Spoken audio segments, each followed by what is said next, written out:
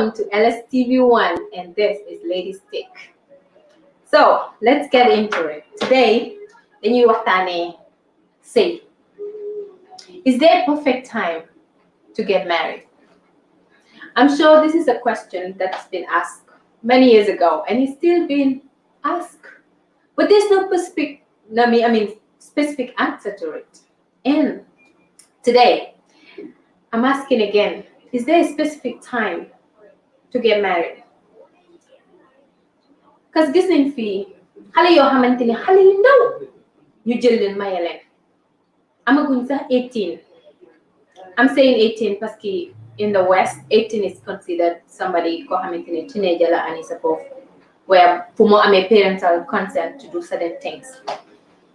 Waaye gis nañ Africa in general lay waxal sax, my people, we are all victims.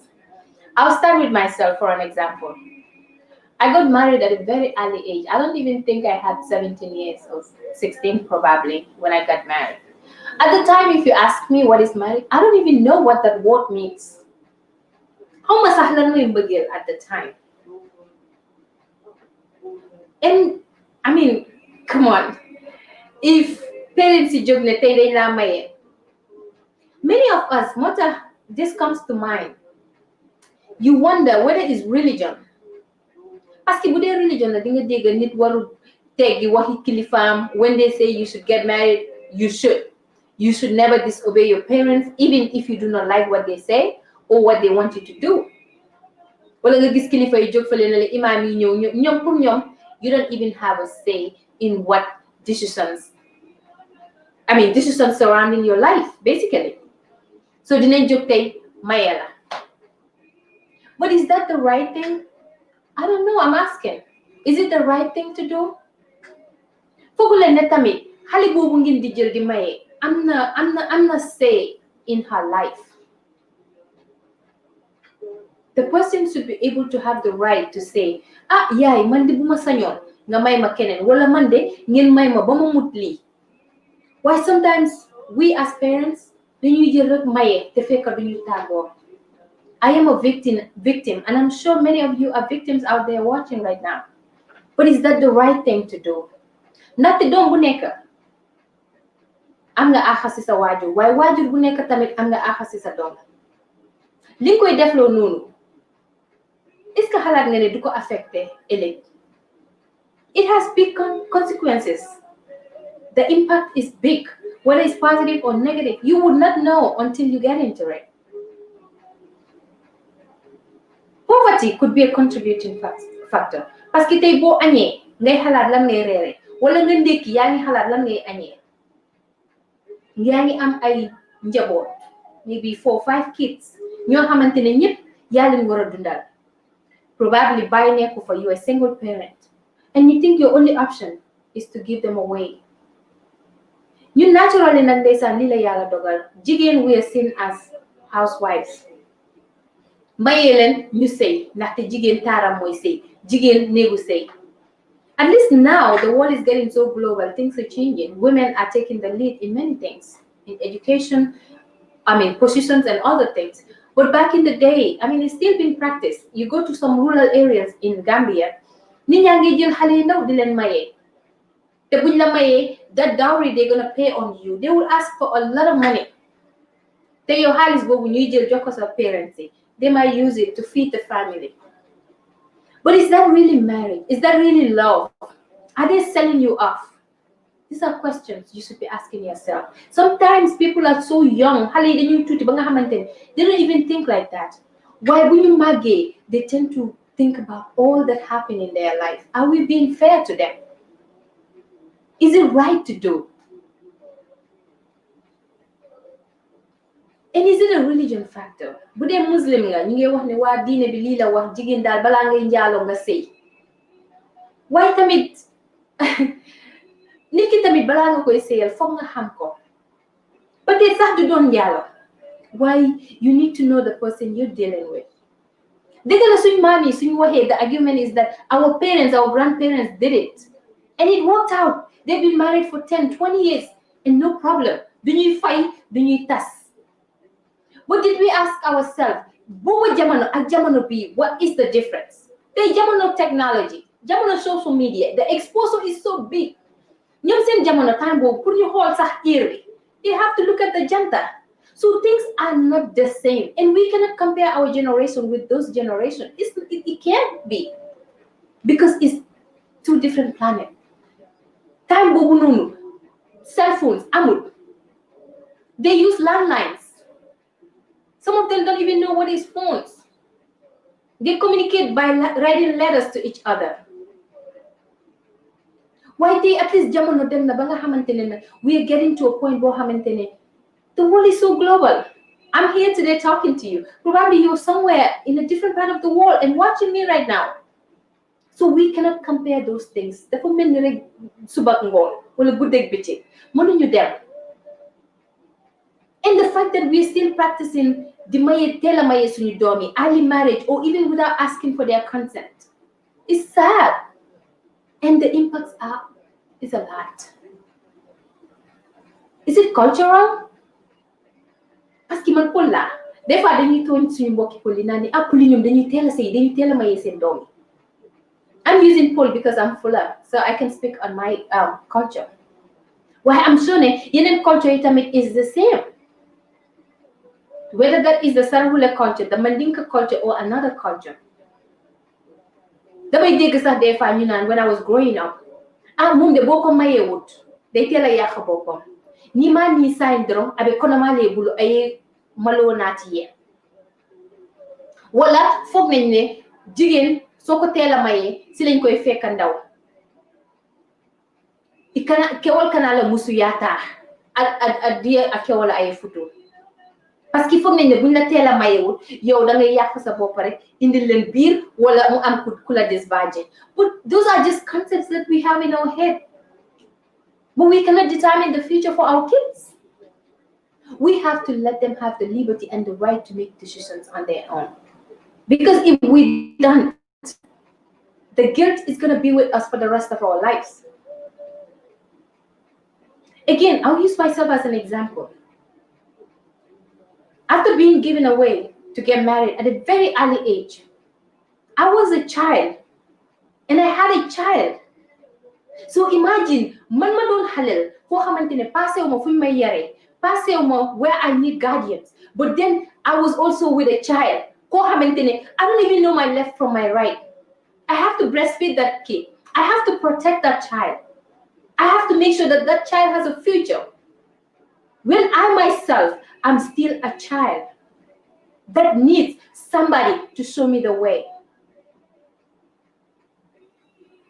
How is that possible? The worst thing that can happen, I might lead that child astray because I don't know what I'm doing. It's very, very unfair, and it's very painful that we as women, we as kids, girl child for that matter, should have to go through. Don't get me wrong, our parents have the best intention, the good intention for us, but it's not what is best for us. Their intentions are pure and very genuine and good, but it is not what is right for us.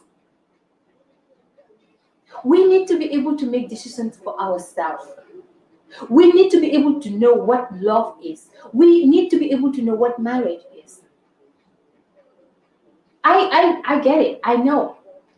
It's a very gray area to talk about. Probably very controversial because you'll have religious leaders or other people that have a different opinion to say, oh, she wants to lead our kids astray, or she's just trying to brainwash our kids, or they're using the Western ideology or whatever. But no, it's far from that. Every human being has a right to what they enjoy doing, and we shouldn't deny them of that right. My rights were taken away from me when I was young, and I don't want to see another child going through that. It's just not right. It might look convenient at that point that you're doing it because the dowry money is huge. Like ñun Pël nag la ñuy laaj nga indil ma njëgu nag jëndal ma lal may ma première njëkkee am cadeau. What do you expect? You're not buying me. te waajur bu nekk war nga xam ne sa doom bi is worth more than that. So just because you're poor or you're struggling in life doesn't mean you have to give that child away to get something out of it.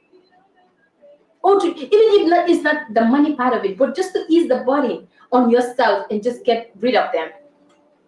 Because you want the best for them as a mother. Every mother wants the best for their kids. But also, take the time what that impact is going to be on them in the future. Talking about the impacts, it can impact their reproductive health because the body is not that mature. The body is not to a level where you can carry a child healthily and then make.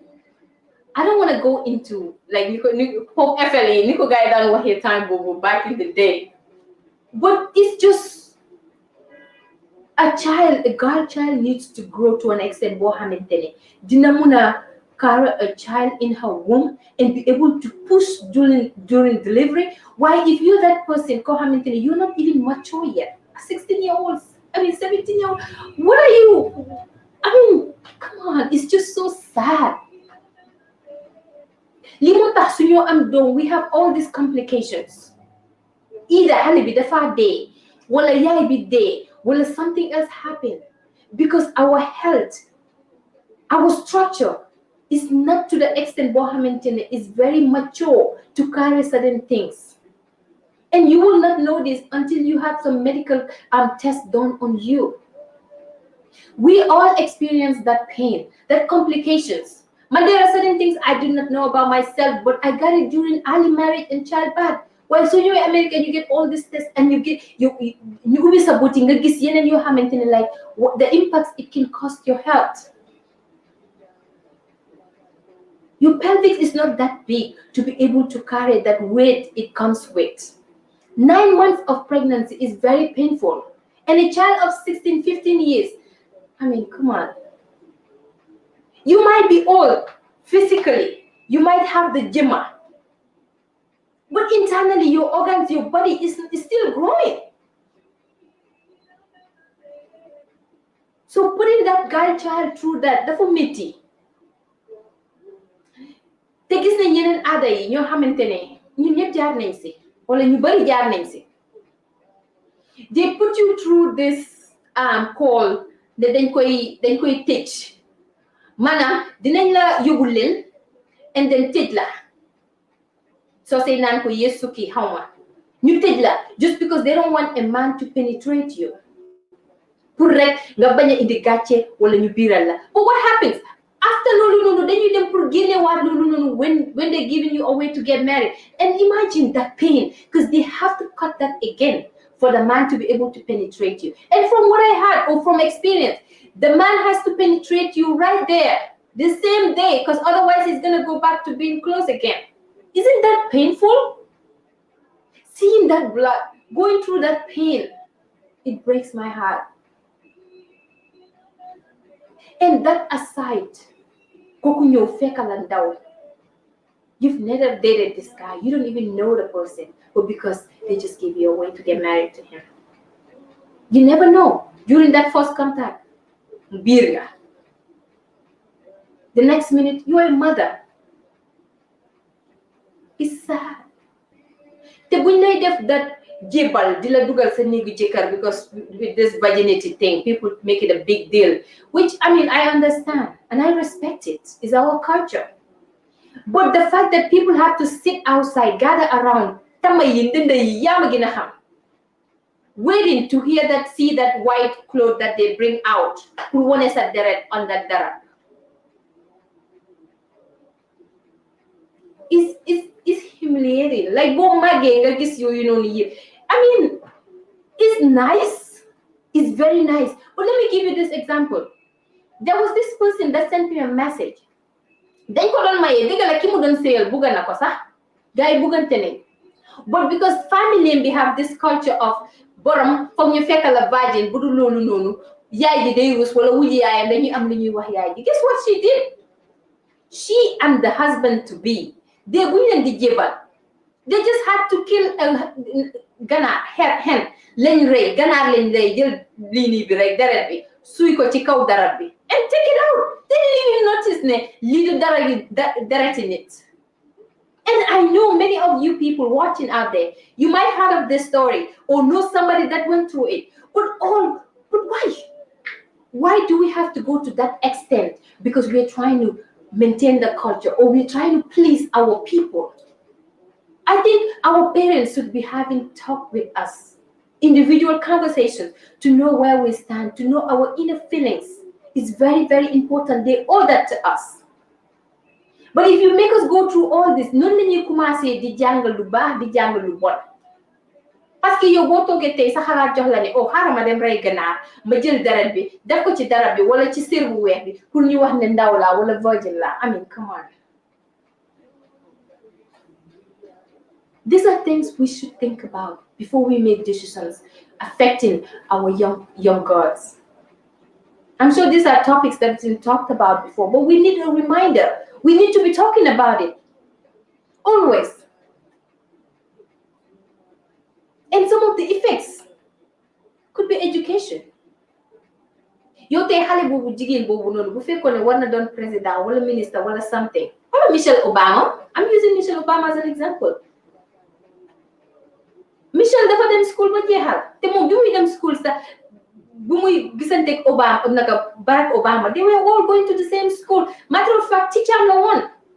Why, if Michelle hasn't gone to school, would she even be First Lady of the United States? Possibly yes. But she will struggle with the English language or to be conscious of certain things around her. But today, she's that woman everybody celebrates. And going back to Gambia, I'm just giving an example. Adama Barrow never thought he would be president. The góor la. Why tey mu ngi ñafe pour mun a express boppam in every situation. Why tey su fekkoon ne Adama Barrow was a woman? Well, let's go to Adama Barrow jabarami. If they never thought about going to school, why tey yàlla baaxee na leen for them to be first ladies? They also want to stand in public and talk like anybody else in confidence. Why imagine ñooñu bu fekkutoon ne sax tooguñ sax primary school ñu génnee leen rek mayee leen tey ruin na ñooñu seen life. It affects them because somebody somewhere took that decision on their own, thinking it's the best decision for them, but today probably it's not. So if we're making decisions on our girls, let's think about all these factors. Because it can come back and haunt you. And it's a guilt that you're going to live for the rest of your life. Because everybody tamit sa doom nga titero, ku nekk sa waajur nga titero. But that comes with being responsible. And the other effect is raising kids. Comme ni ma ko waxee ci njëlbeen man xale laa woon ma war a raise another child. Man xaw ma suma ndeyjoor xaw ma suma càmmoñ ma amee xale boo xamante ne dama koy boot suma ginnaaw bu jooyee du ma xam lu muy jooy peut-être maybe biiram bay métti wala dafa feebar. Comme suñu aaday mère di nga gis ñu xale bi lii ñu koo dampak wala xale bi bu jël first step am ak yooyu noonu yu yëpp ay yoo xamante ne yow boo ko xamul jàngoo ko. Because you have not got to that level foo mën a jàngee loolu. Peut-être sax ku dem school bi nga ko war a jàngee sexual reproductive health or health issues bi nga war a jàngee ci school bi, they deny you that liberty, that right to go to school and learn some of those things. So yow nga ñëw am ci doom and you're trying so hard to learn practically on your own. Yàlla tere sax bu fekkee ne sa yaay mayee na la ba pare moom mu génn àddina parce que jigéen boo gis rek ndeysaan yaayam moo ko mun a jàngal yenn yi. So yow amuloo yaay boobu ku la taxaw wala amuloo beneen mag boo xamante ne jigéen boo xamante ne na la mun a jàngal yenn yi. You learn as you go and sometimes you're making errors. Li may wax rek mooy ne doom mënul raise another child. A child cannot raise a child. It takes time. You have to be mentally and physically ready for it. And it deprives you of your youthful experience. Tey bu fekkoon ne you are somebody koo xamante ne you are into sports, you have friends, you want to hang around with friends, have fun, make childhood memories. Yow buñ la génnee school, you did not make friends at school. ñu génne la ci community bi and take you somewhere to go get married. You're gonna start acting old because it comes with I'm married. Dama say léegi yéene mënuma ko def. Fekk sa ndaw bi nga ko waree def, like maybe start dating or talking about love, doing all the things that the kids do, make mistakes and learn from them as a young person, as a youth. But they deprive you of all that. Nga dem ba sëy xam nga bëgg a utiliser yooyu noonu, bëgg a def yooyu noonu, day fekk ne passé na te boo moytul sax sa der ñaaw ci. Gis naa ñaar ñu doon xuloo, kenn ki ne ko ne yow bi nga doonee ndaw foyuloo sa ndaw moo tax bi nga demee ba sëy di fo. Possibly it's true. Maybe it was just haste. Well, what that means to me, my takeaway on that was probably xale bi dañ ko jël, jigéen bi dañ ko jëloon rek may ko bu mu nekkee xale. Xamul farantu deful dara all loo xamante ne youthful life am la loo xamante ne waroon na ko mën a experience and learn from it, fail and rise from it. Why she did not? ñi maye ko léegi mu ngi ne ñeneen ñaa ko koy xasee foyuloo bi nga nekkee sa ndaw moo tax léegi nga dem ba sëy di fo. Because she is curious, she wants to try other things, want to experience other things. So all these are effects yoo xamante ne daf dee affect suñ kids yi, our girl child, and we need to pay attention. Te dangaa gis xale first period tam mu dal ko si school bi or something.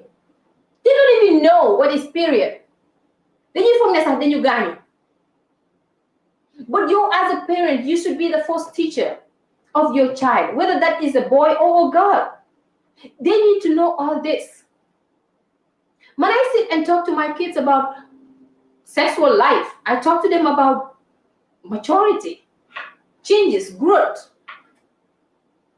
Because it's my responsibility. I should be the first teacher to my kids before anybody teaches them life outside. And it should be your responsibility out there watching me. So when we are making decisions related to our girl child, I'm saying girl child because today we're talking about our girls. We need to pay attention on all this because it affects them. If you ask me today, I'm grown. But if you ask me if I were to change anything in my past, it would be that. It would be getting married so early. And a marriage that you were not, basically, you don't even know what you were doing. If there's anything I need to change in my life today, that will be the thing I will change. I'm bringing myself in this to show you are not alone.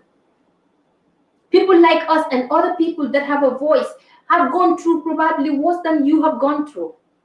So speak up or set an example for yourself and your future kids, because they need to hear some of those things. And for our teachers out there, whichever part of the world you are, make sure you're teaching our girls some of these things because they need to know. If our parents will not teach us how to be responsible women in maturity and all that, we need you as our teachers, professors, tutors. Tell us. There's nothing to be ashamed of. There's no harm in giving us knowledge. But you will see a male teacher would say, oh, I don't teach that subject. Oh, duma ko de watane. But why can't you watane? You have the knowledge. That's why you're called a teacher. So I challenge all those teachers out there. You guys are doing fabulous job, wonderful job out there to put knowledge in our kids. But don't shy away from talking about some of these things because they need to know. And some of these things, like I said, they can be very controversial because people think it's a taboo for us to talk about it. But this is the point where you come to get married, like I said in my other episode, where you get married and you're not even having the sexual pleasure, or you don't even know what you're doing in bed with your husband because you have not experienced that when you were young. And until you have a partner that understands you, the partner that loves you, it's going to be hard for you to keep it married. But again, I'm out of time for today. Until I come your way again, this is Lady Ba, and this is Lady's Take. Take care, and bye for now.